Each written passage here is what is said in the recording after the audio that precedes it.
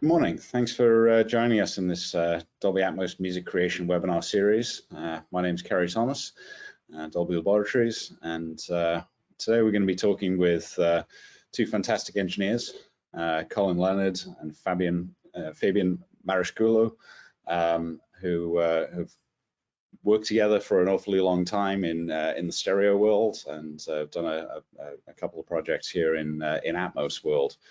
So we're going to get some insights from them about what they think about music and how they've been working with Atmos, and with Colin being a mastering engineer and Fabian being a mix engineer, going to get some unique insight into each of their worlds.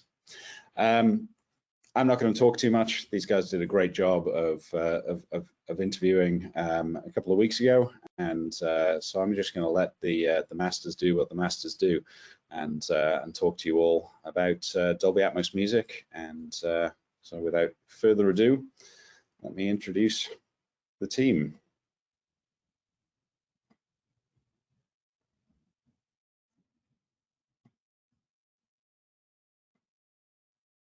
Well, thank you guys for joining us here today on this Dolby Atmos music webinar. I appreciate your insights into what you guys have been doing, and I know you've been fully boring forward on production. So give us a quick background on yourselves, and so people who may not be familiar are get familiar with you. Fabian, let's start with you. All right, my name's Fabian Marasciullo. I'm a mixer. 20 something years now.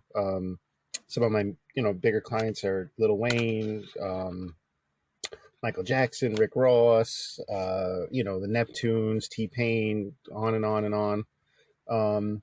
Yeah, man. So that's that. Got a few Grammys. Billion records sold, maybe. I don't know. Who knows? Something like that. That's all. I'm a nerd in a windowless room. That's my life, man. That's what I do. So. Oh, cool. And Colin Leonard. As Fabian usually says, I'm even nerdier. Yeah. The mastering guys, are like the extra nerds of the group. But no, I'm a mastering engineer. I own a company called Sing Mastering. We do a lot of like pop R&B clients,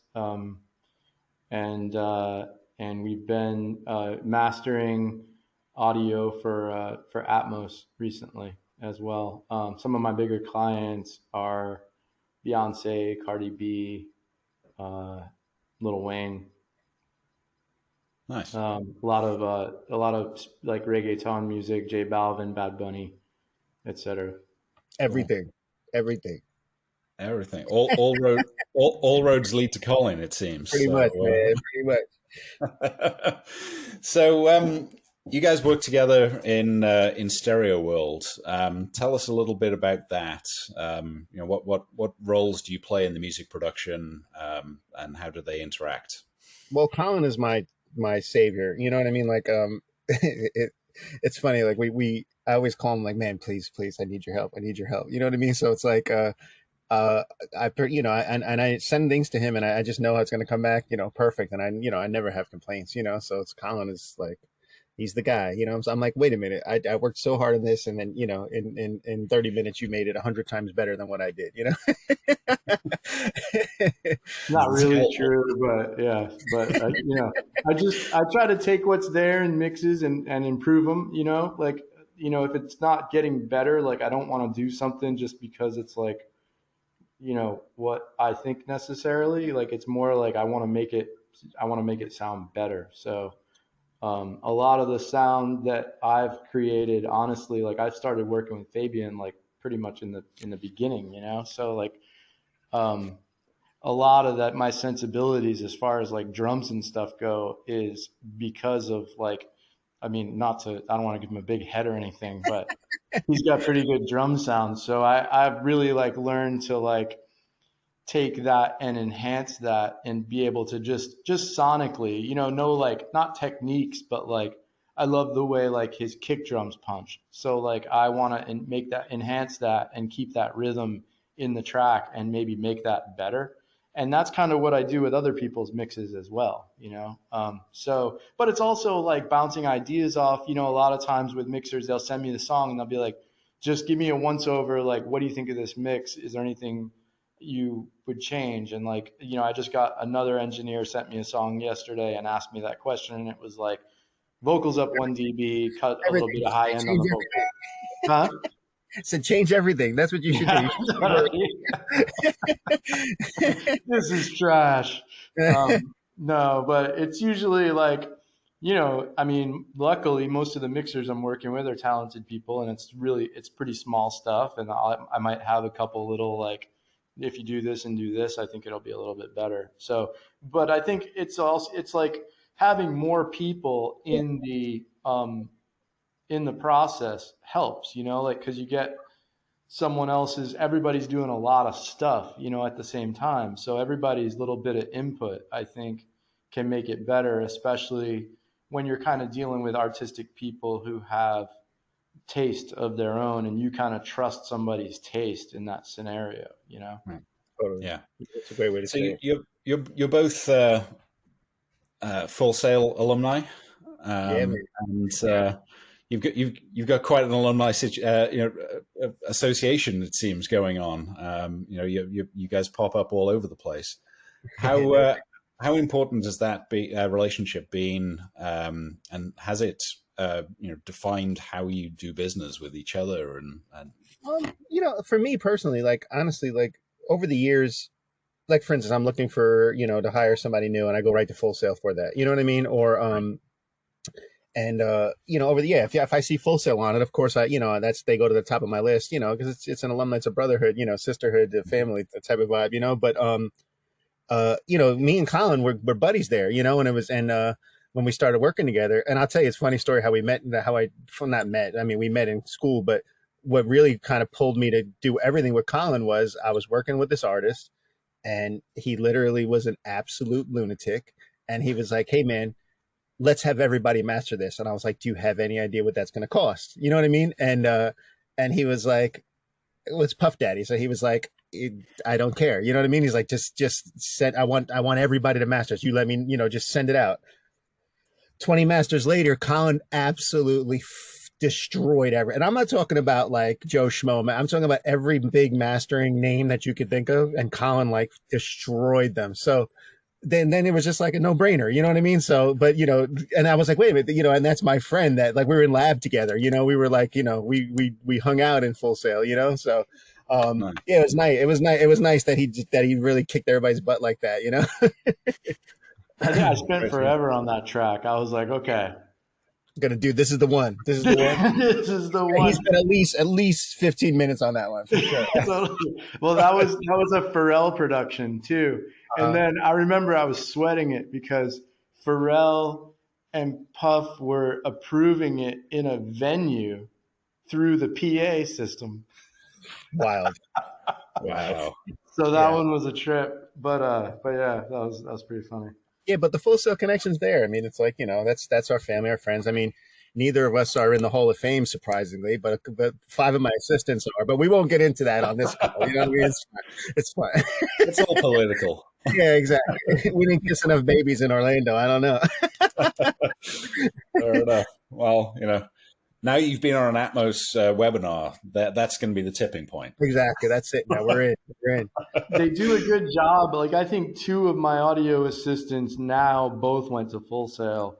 They do a good job of prepping students for, you know, they call it like the real world, but they do a good job of prepping students for like real studio life, like long hours.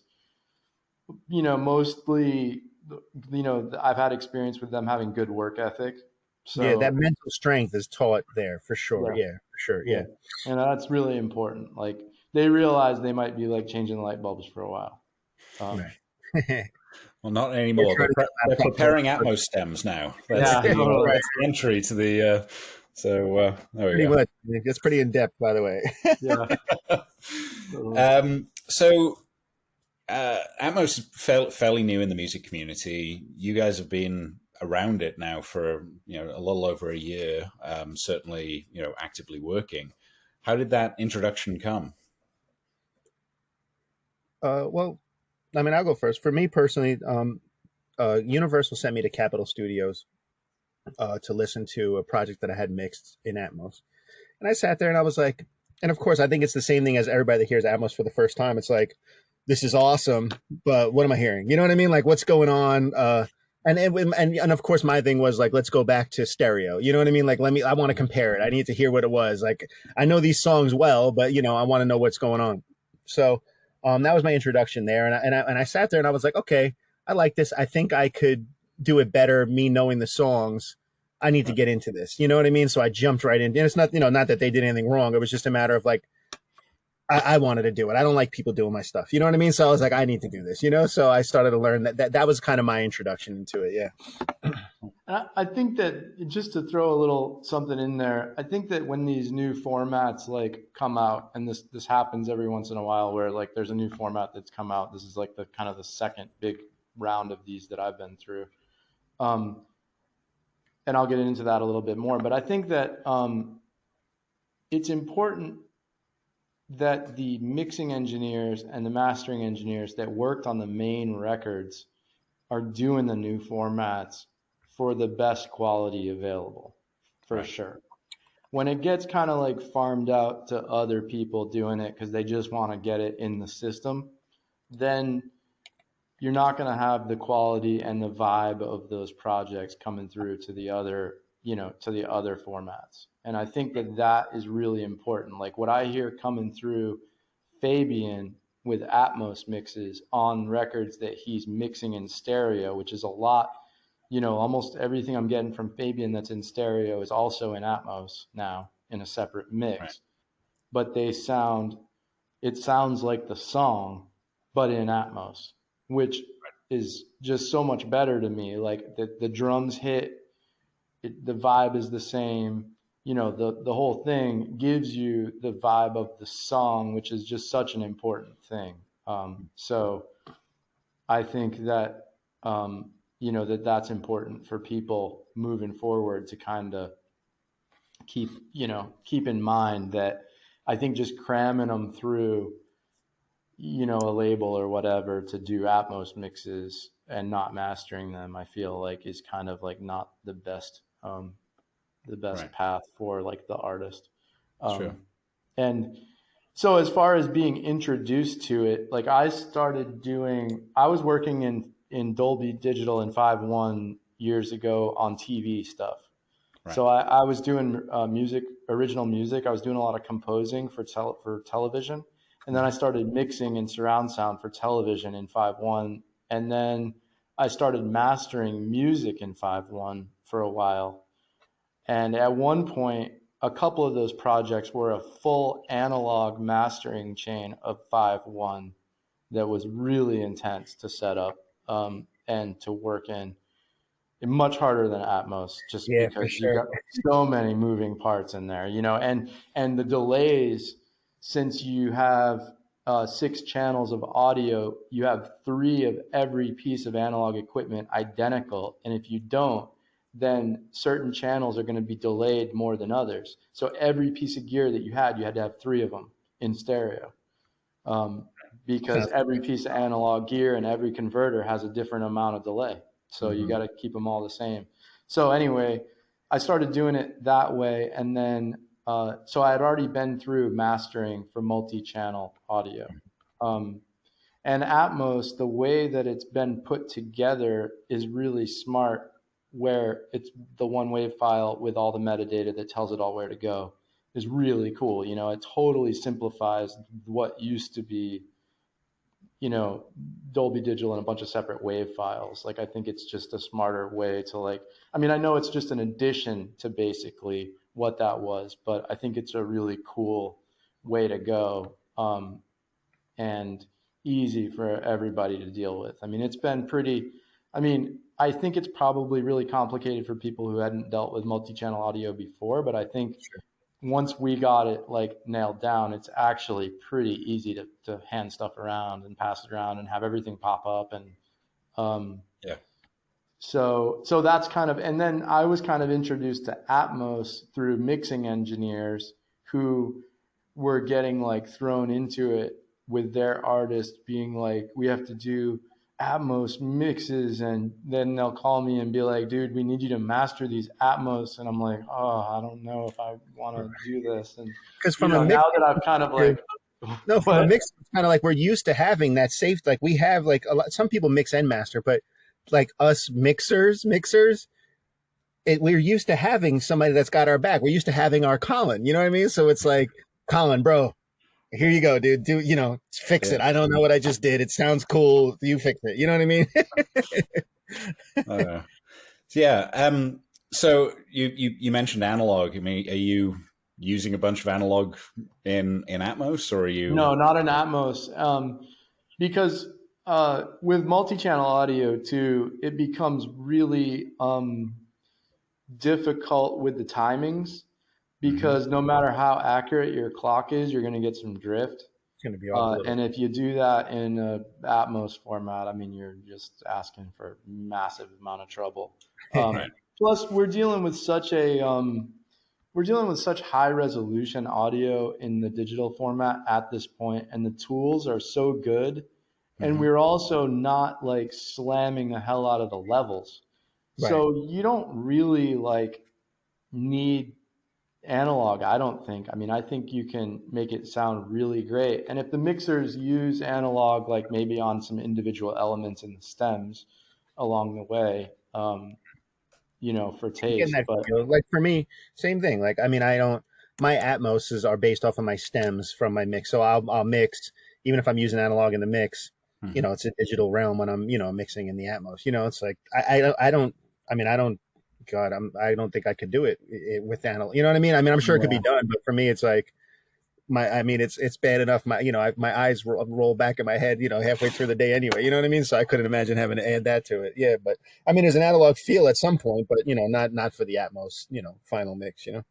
Right.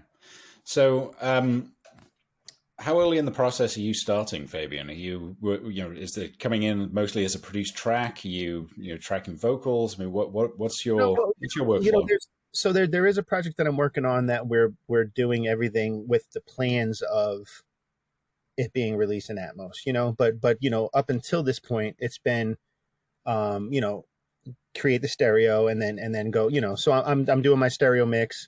And then I'm printing the stems really deep, deeper than I would normally.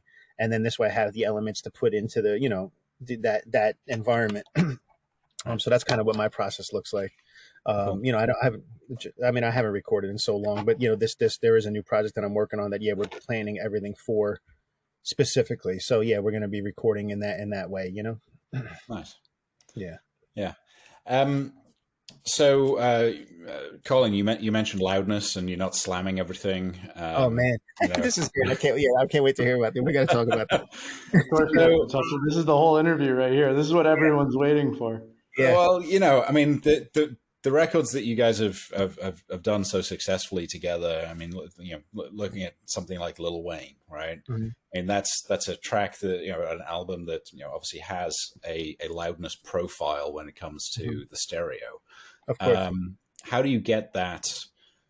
Well, to use Colin word, that pump and the clarity and the cohesiveness of those mixes in this realm where you're not pushing into we get to use our ears again. Yeah. Well, it's funny. I was like, it's like I've been my main feedback when I send off references, and not just for Wayne, but for like, I mean, 99% of my clients are hearing this Atmos for the first time, and they're like, and listen to it. They're trying to understand. First of all, they don't know how to hear it. I got to explain explain to them what to look for, because they're going to first hear it. They're going to be like, it's a very, these aren't engineers. You know what I mean? So it's been a challenge. It'd be like, it doesn't have that same, it's not in your face like it was. I was like, it's not supposed to be.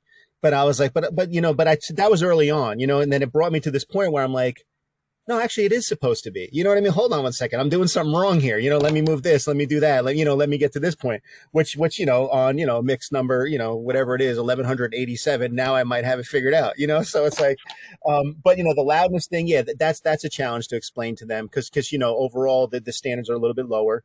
And I say that's not the right word. Not standards are lower. The standards are higher, but it's the volume, the deliverables are lower in volume. You know what I mean? Mhm. And I say this all the time because a lot of I get thousands of DMs from engineers weekly about, what's a tip for this? What's a tip for that? And a lot of them are starting to hit me up about, Atmos and things like that. And I'm looking at them, I'm like, man, I don't know if you're ready for this because you hear everything now. You know what I mean? There's no more hiding stuff. So that's like, now it's like where you're going to separate. We're going to go back to like, oh, these people are mixers and these people are engineers. You know what I'm saying? It's like, and there's nothing wrong with, there's no shame in that, but it's like, now you can't really hide stuff anymore behind that distorted stereo bus. Now it's like, oh, okay.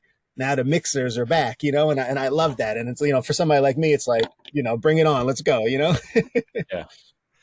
Yeah. I mean, it's certainly been, something that, whenever we've spoken, it's always been an excitement, right? It's like, I can get back to mixing, and that's certainly been the impression that I've got from you. Right. So you're finishing your track. Are you sending it to your customer before you send it to Colin, or are you waiting for Colin to sprinkle his fairy dust? Yeah, no, listen, I can't afford to have Colin on call like that, but he helps me out when he can. No, but no, I'm sending it with them, with the, in the playback format, usually MP4 that they can, listen to, on certain headphones and things like that. But yeah, and then it goes over to Colin, and then and then it's like, oh, wait a minute, Colin, put my bass back that I was missing, things like that, and then they're like, oh my God, it's even better, So it's cool, man, because it's like back in the day, when we were making stereo mixing in the early and mid 2000s was mastering, you mix it, then like wait to hit a master, and that's and then the loudness war hit, and it's kind of like wait to see what the master is going to be able to do within that realm, and now it's like, oh, you can really, really start to use, cool EQs and things again, Nice. Does he follow that rule, Colin? Yeah, I mean the mixes, honestly, man, like are like really good. So I'm feeling like where I did start to hear a lot of mixes from mixers across the board that do sound like far away. You know what I mean? Like I think it's a whole new format to try to learn. But now I think that especially with Fabian, like just really getting it figured out, it's like hit super hard right up front, like more the vibe of the stereo song, but with the Atmos room, with that all that space that's in there. And I think it really is sounding good. And the bass is, one of the things that I sort of fought with at the beginning was, and a lot of stuff that I get is like the bass is like not really hitting as much as I would like it to hit. And I think that that's just taking people some time to like figure out, but Right. And for me, yeah, like the technique of that, not to keep interrupting you, Colin, but the technique of that it's been a problematic for me. Like, I've worked on it. Colin hit me with the first, few that were sent to him. He's like, dude, it's good, but your bass is gone. You know what I mean? So then it's like, all right, what goes to LFV? What's in the bed? Is this an object? Like what, so like, you gotta learn, you gotta experiment, and you gotta see what it is, And what have you found that that works? Well, let's start with what doesn't work. What doesn't work first? What was the thing that you were losing when you were losing that bass? Well, I mean, I think it was for me. It was the initial understanding when you put it as an object, right? And you're looking at it in the renderer, and you're looking at we'll call it the little person, Yeah. And you're like, in my mind, if I put it center on the front wall, Mm-hmm. and when I'm thinking about a stereo mix, that's where I want it to be. You know what I mean? Right. But I find that definitely kind of washed it out a little bit. I needed it to be a larger object. I needed it to be more towards them. Oh no, actually no, I need it to be in the bed. Or do I? You know what I mean? It's like, but there's, and I'm not going to give you guys all the tips, figure it out yourself, but but yeah, no, it definitely was part of that. Where does it sit? What does that interpret in my speakers? And it's using your ears. It's using your, it's not just like, and like the point I was trying to get to was, yeah, my initial thing was go push it there because that's where I expect it to look like it's going to be. No, you need to Right. use your ears and listen, you know? It's like, okay, Yeah. wait a minute. Here sounds way better, you know? And then it's kind of starting to figure that out, you know? Yeah. Do you come down on the side of a phantom center or a discrete center with vocals? With the vocal, it's definitely been phantom. It's definitely been like where you think it's like, again, it makes perfect sense for it to be sitting right there on this, you know what I mean? But Yeah. no, that's not where it's supposed to be, you know, to get it to sound the way I want. You know, it's like I'm using the sides a lot more, you know, than I was thinking I would, you know. I was like, nah, it's Okay. gonna phase, it's got to phase there. No, there's no way it can be, you know, it can't be cool, you know. Oh, wait a minute, no, it's really present if it's, you know, it's like there's a lot of shifting stuff around, you know, and it was a learning curve. I mean, wow, we've been this, you know, it's new to everybody, quote unquote, you know, Yeah. but it's not new to us. You know, we've been over a year, you know, working on this, you know, really working on it. You know what I mean? Yeah. And you know, I think that it also back in the old 5.1 days, the Phantom Center for music was the way to go then too. Like we weren't putting vocals at the middle channel.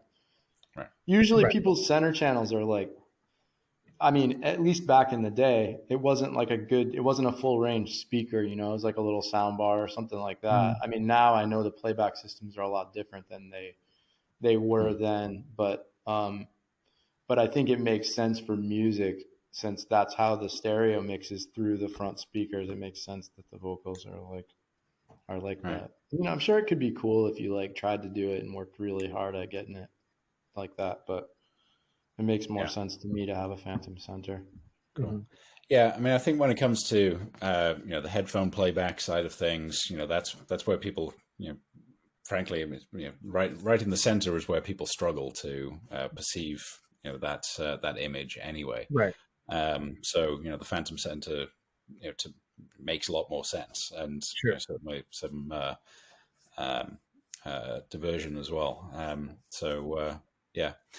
Okay, cool. So uh, you've both done a bunch of these projects now. Is there one that stands out as particularly special for you, and that everybody should go listen to after the webinar?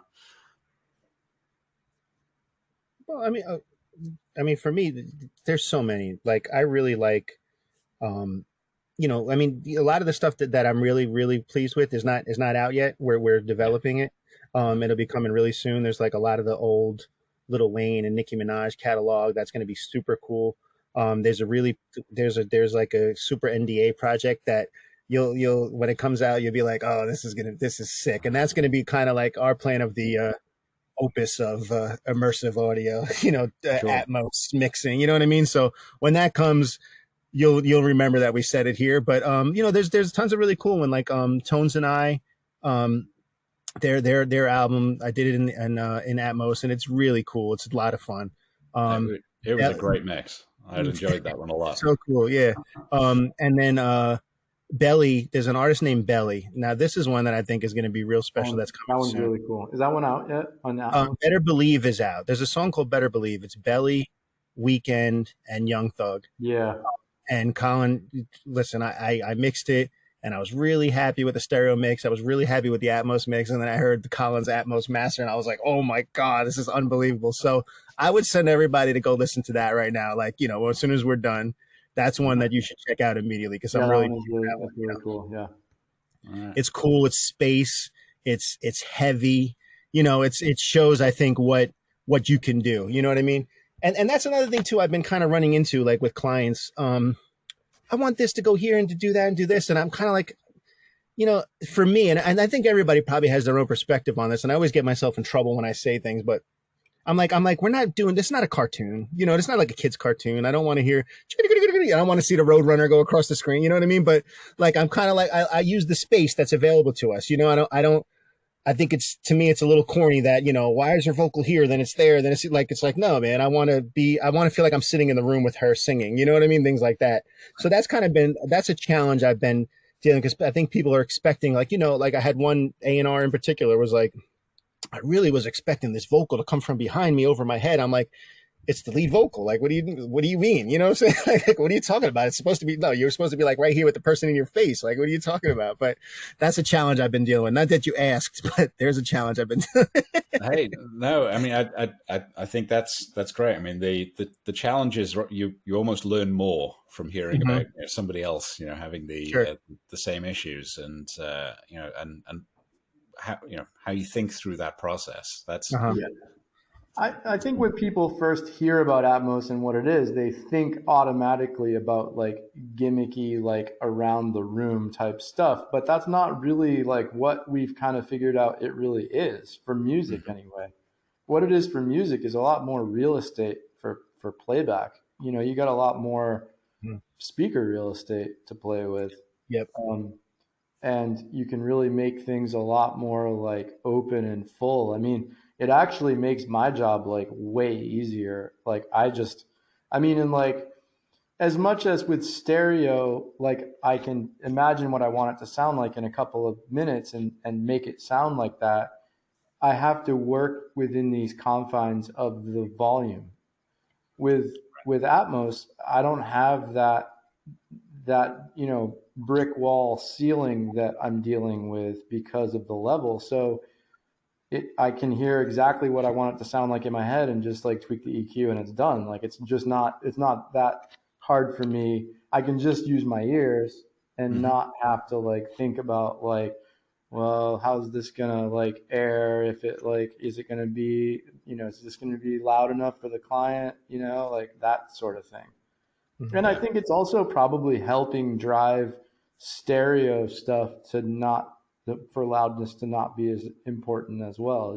Like I think some of that is becoming less important, especially now that with COVID and less club stuff, most of it's streaming and is normalized anyway. It's kind of like backing off on that a little bit. But that puts it more in the mixer's court where they do need to work hard to get the glue sonically in the Atmos environment. Right. Without relying on that brick wall of just, Right. You know what I mean?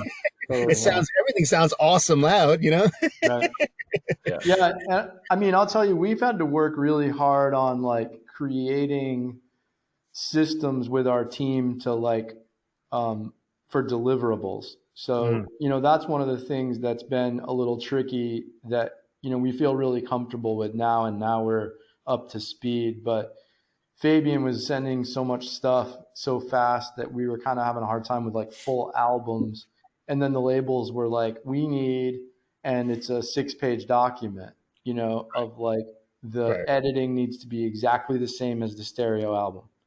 And we need all these file formats. They need to be named exactly like this. We need these 5 folders uploaded, so. The mixers are not doing, mixers are not doing that. That's mixers, that's the thing, mixers had never sequenced albums before, like created the spacing. So that's like something that we do in mastering. And like, I have 2 people who just do that.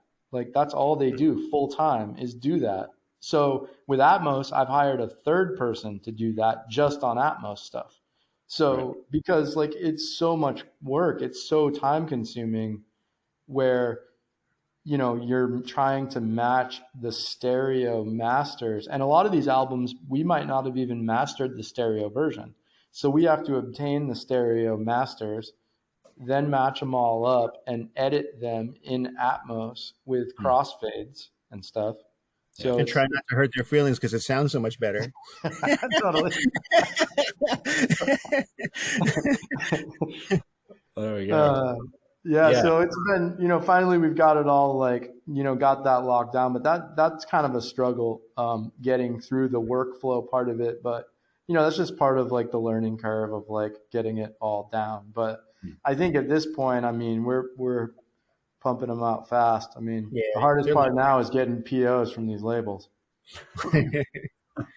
I can't solve that, but we should talk about deliverables.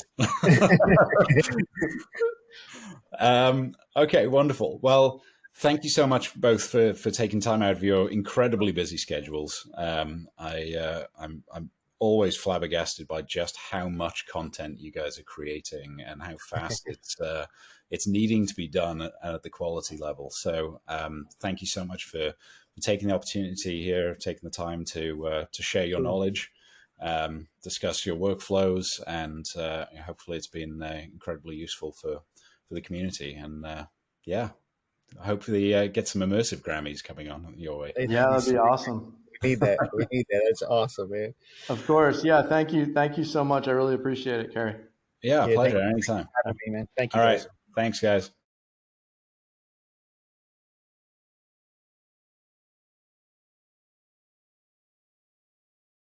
All right. Well, there you have it. There's a group of friends that's been killing it in the world. So definitely check out check out some of their mixes. Yeah, it truly is astounding just how much they get through in a given week and month, but always high quality. So we're going to move into some Q&A here in a minute, but just wanted to give you, an opportunity with these workflow guidelines again to grab those, particularly when it comes to the assembling of the album and the delivery specs in terms of what we're talking about here today with Fabian and Colin. So the interaction between the mix engineer and the mastering engineer is one that definitely gets a lot of questions asked about it, and these guidelines are there to help get you through some of that. So take a look at those resources, and we continue to put those out. So music studio onboarding, if you're interested in getting your room up and running with Dolby Atmos and having Dolby's advice on that, this is the resource that you need. You can also find this link on professional.dolby.com /music, and that's going to give you a bunch of resources to setting up your room. And we'll talk more about this in other webinars and things, but we recently crossed 240 studios worldwide that are mixing Dolby Atmos, and those are the ones that we know about. So if we don't know about you, tell us about you, because we love to share that information with our service providers, distribution mechanisms, labels, and they're always looking for studios that can be utilized. So tell us about your studio, and we'd love to get you guys up and running and listed on Dolby.com. Some additional learning resources for getting started. Learning.dolby.com is the link that takes you to, and that's really a great resource for Atmos in general, but specifically the music sections when it comes to working with Pro Tools and Nuendo and working on headphones and what the delivery mechanisms are. There's a bunch of great resources in that for you. And again, professional.dolby.com will link into a lot of that resource. And these are other resources that are available. So if you have any questions, there are a bunch that have come in the course of that video. So I'm going to take an opportunity to talk about them now. So the first question here comes from Deborah. So Fabian, are you sending an MP4 mix to mastering instead of a WAV file? So the mechanism for all of the interactions that happen outside of your particular mix room is that ADM-B WAV file. That ADM-B WAV contains all of the metadata that is going to be needed by the mastering engineer, by the encoder, and that's really the mechanism for getting out of your mix world. So that's one of the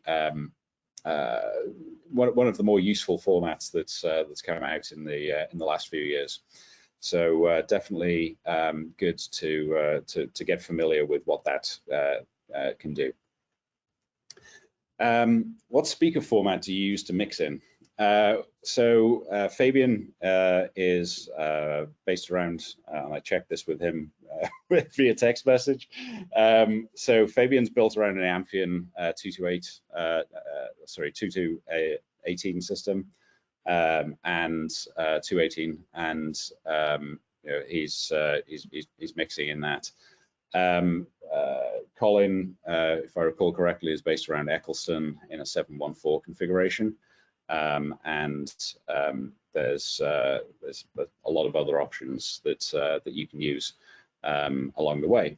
Price points across all of the all of the market, and so you can make a choice about your speaker preference. Can you address the difference between the Atmos format itself, 712 bed and 118 objects, versus the monitoring configuration, 916, 714, 512, etc.? Are there additional speakers merely adding finer granularity for object panning, or are there other differences?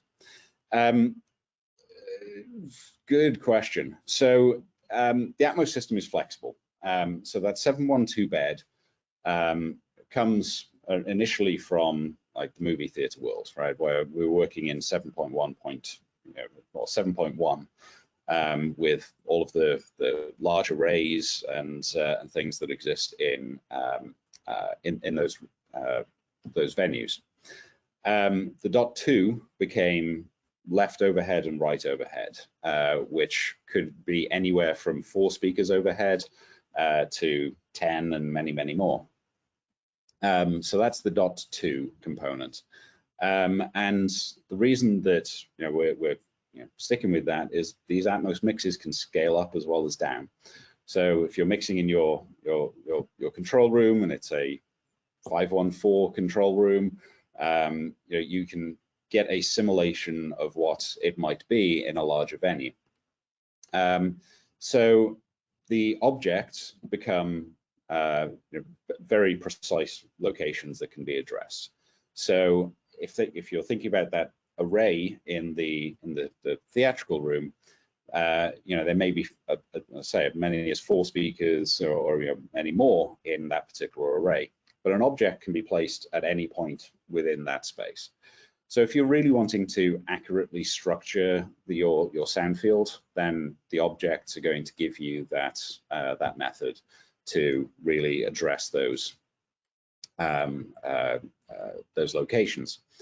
It also then has an impact on what the binaural representation is in our AC4 IMS codec, and giving the ability to set different render modes for those objects. So again, we're just allowing you to structure the Atmos experience in your studio that then will derive down into other form factors. So for television broadcast, for example, the Olympics just happened in Dolby Atmos. That was a 5.1.4 signal that was being created. Atmos sits in the middle as the translation mechanism. So you put into Atmos what you want to come out the other end, and then our renderer on the other end figures out how to make the best use of those of the available channels on any particular device. So there we go. Best starter headphones to mix Atmos. Those headphones that you use already is generally the correct answer. So we look at this in a very objective way, I guess. You could make a lot of choices about what particular headphones you're going to use, but the headphones that you're comfortable with are going to be the ones that are going to best represent how the Atmos space is going to work for you.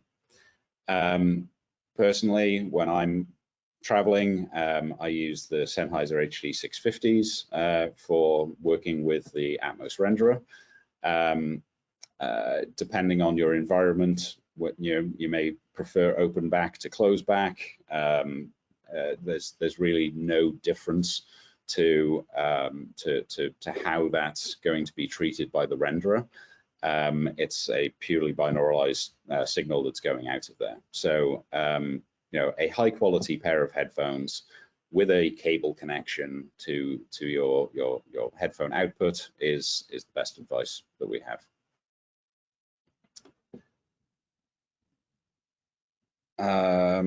Is it possible to get a commercial quality Dolby Atmos mix via a binaural only monitoring setup? Yes and no. So yes, it's possible to get a long way down that pathway. And depending on your experience of mixing in a speaker-based room and then the translation into headphones, you may get much, much further with that.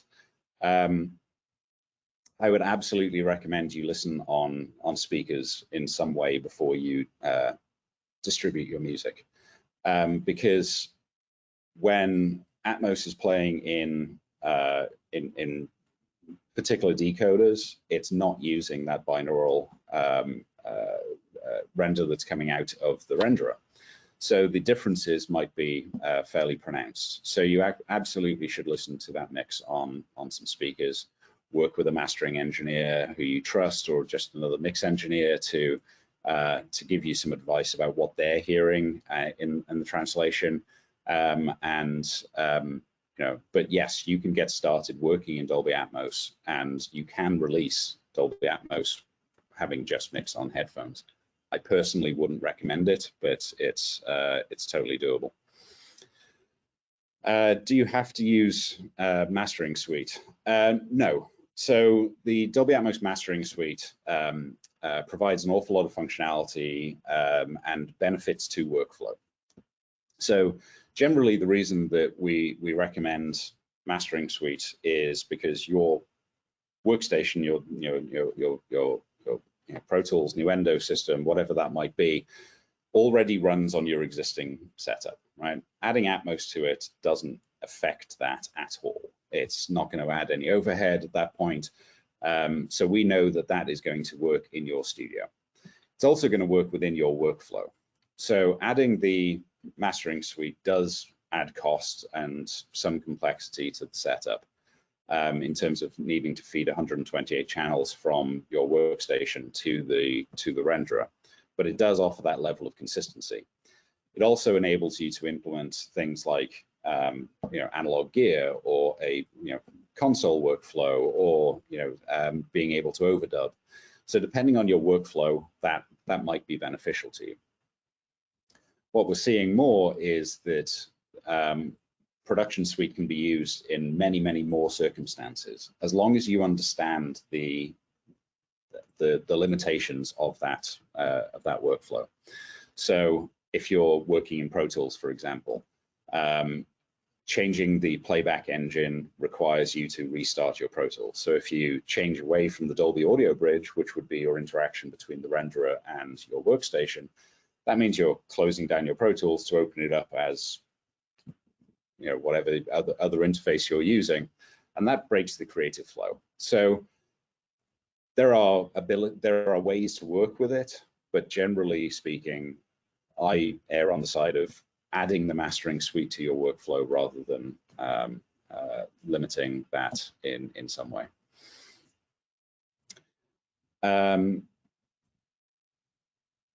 Is the Atmos implementation on Pro Tools, Nuendo, Resolve, Pyramix identical, or are there differences between them due to the different architecture of each system? The underlying libraries that we provide are the same. How they are implemented is very much the same, as why a particular platform is implemented VST versus audio units or AAX. There's a lot of that question. You've chosen a particular workstation because it fits into your workflow, or that you like the way it sounds, and that's a purely personal choice. Generally, I we find a lot of people using Pro Tools. We also work with a lot of mixing engineers that are now working in Nuendo, and certainly on the classical and jazz side, it's definitely Pyramix is pretty popular there. You can work in all of those platforms. However, when they go into what they're doing on the ADM side of things, that's where things start to vary much more. So you can export a Dolby Atmos ADM directly from Nuendo, Pro Tools, and Resolve because they are using our library to do that. But Pyramix, for example, decided to stay with their ADM implementation, which does not allow you to export an Atmos ADM directly from it. So there are differences, but they're differences made by choices made by the manufacturers. Is it possible to export the MP4 that includes the Atmos file, not from the self-renderer, for example, from DaVinci Resolve? You can't export direct to the Atmos MP4 from DaVinci, I believe.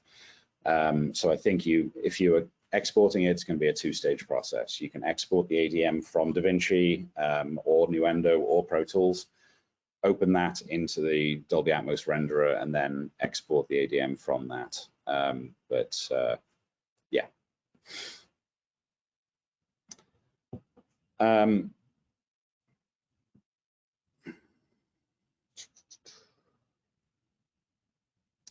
Okay, from a stereo mix with low frequency sounds, when you start working in Atmos, which is coming from movie theater mix techniques, how do you mix all the low sounds into the LFE in the bed or separate tracks? The LFE should be used for supporting the mix. It shouldn't be the place that you put all of the low end. For example, if that renders down to stereo in some way, you will lose that low end. And there are plenty of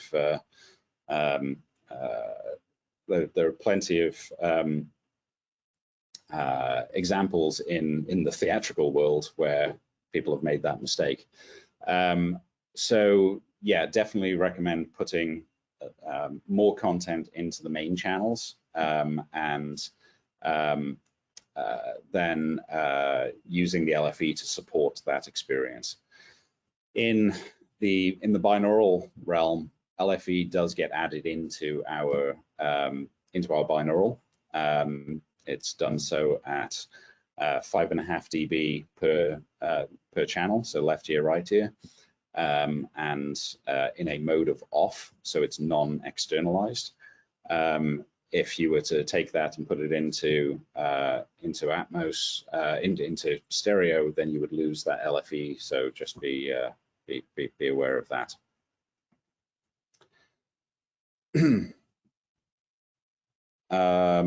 Will it be possible in the near future to import the Dolby rendered MP4 back into the Dolby Atmos renderer? No plans that I'm aware of. We actually have a Dolby reference player that's available through our website that you can load an MP4 into that and then mirror what's going to happen on various decoders. So whether that's decoding in line mode or RF mode and various things like that. So that would be the option there. Is it possible to stream your Dolby Atmos mix via audio movers, for example, for client feedback? Yeah, absolutely. So Audio Movers just released a beta of their Listen To application as well, which supports up to 16 channels of output. So it's even theoretically possible to stream it to a 16-channel playback system, as well as the previous version, which was best taking the binaural output. So yes, absolutely. How you do it is a case of routing on your particular system. So getting into the Audio Movers system, we've seen everything from loop back from Rogue Amoeba, or using the send and return plugins to get back into Pro Tools, and then have the plugin version on that channel. But yes, there are a number of workflows to do that.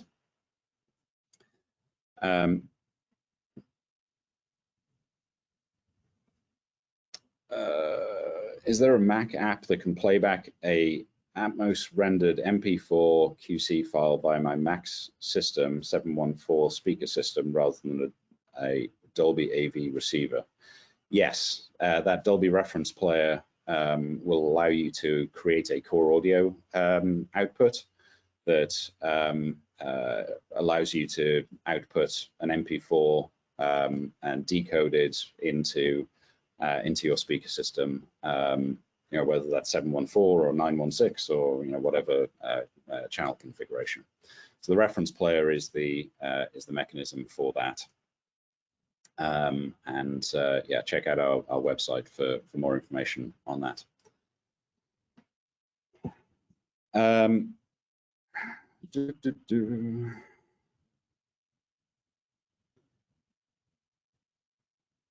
I pitched Atmos to a client for remixing an album into immersive, but they had no way of listening to it, so we ended up going 5.1 instead. Suggestions for client references where they don't have a suitable playback system, MP4 binaural.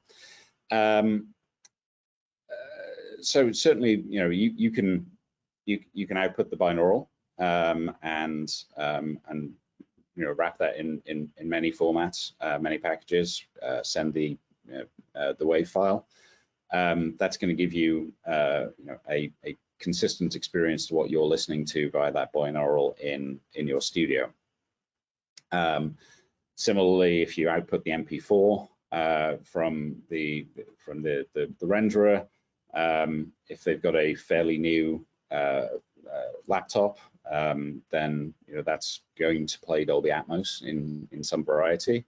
And there are many other mechanisms to do that, including plugging it into a TV via the USB stick and listening over a soundbar. So there's really no barrier to entry when it comes to a lot of that. So I feel like with a little over 1 billion devices in market that will play Dolby Atmos, it's real and there, and so there should be a possibility. But if you're having trouble, then if you post on professionalsupport.dolby.com, then one of the engineers there might be able to help you more. What is the best LUFS level for Atmos mastering? The delivery specification for Dolby Atmos music mastering is for a -18 LKFS integrated measurement across the whole length of your music track. That works for, and that's the kind of peak value that we're working with the DSPs on. Your overall value is going to go up. That integrated is a value across the whole piece of content. So if you look on our website again, then you'll find our delivery specification. Some version of that delivery specification is then taken by the DSPs and put out in their own requirements. But yeah, -18 LKFS is the magic number for the loudest mix that you should be delivering. If you're delivering other content, other genres, then you might find the dynamic range on those mixes doesn't allow you to hit that and preserve the intent of your mix. So if you're coming in -23, -27 for an Atmos mix with a massive peak in it, but generally quite quiet, that's okay. The decoder will take that and treat it appropriately for that. Can you explain a bit regarding mastering Atmos mixes? Very briefly, you're going to send out the ADM file into from your mixing workstation to your mastering engineer. They are going to treat that as they see fit. So it might be that they are making suggestions about mix tweaks and things like that, or they're applying some processing to it. But every mastering engineer treats Atmos mastering differently. So in this webinar series, we've now heard from Michael Romanowski, from Emily Lazar, and today from Colin Leonard. So go and take a look at those sessions. on professional.dolby.com/music, and there's going to be a bunch of information. In terms of the process that they might use, we actually find mastering engineers can do more with the production suite than a mix engineer might be able to do. So they don't need to have the mastering suite unless it fits into their workflow. So if they're using the mastering suite, it's because they've made that choice that they want to have outboard gear or something along those lines. But as you heard from Colin today, that comes with a wide variety of additional challenges in terms of clocking and things like that. So definitely work with your engineer. Dolby Reference Player, if you go to professional.dolby.com or professionalsupport.dolby.com, there'll be links to that from those resources. Thanks all for joining this month, and look forward to connecting with you again in the future. Have a great day and stay safe.